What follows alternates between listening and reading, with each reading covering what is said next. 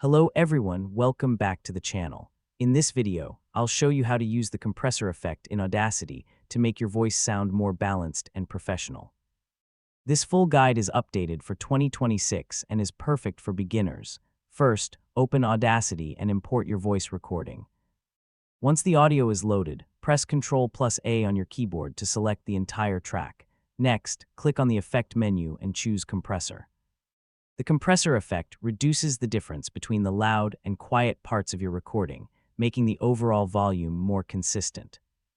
For a natural voice sound, keep the threshold around -18 dB, the noise floor around -40 dB, the ratio around 3:1, the attack time around 0.2 seconds, and the release time around 1 second.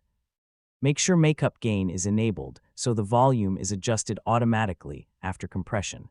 Click the preview button to hear how the compressed audio sounds. If your voice sounds clear and even, click Apply to process the recording. After applying compression, you can also use normalize or loudness normalization. Welcome back if you want a consistent final volume for YouTube videos, podcasts, or voiceovers.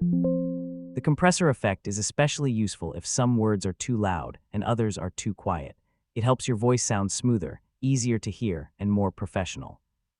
Finally, go to File, choose Export Audio, select MP3 or WAV format, and save your edited recording.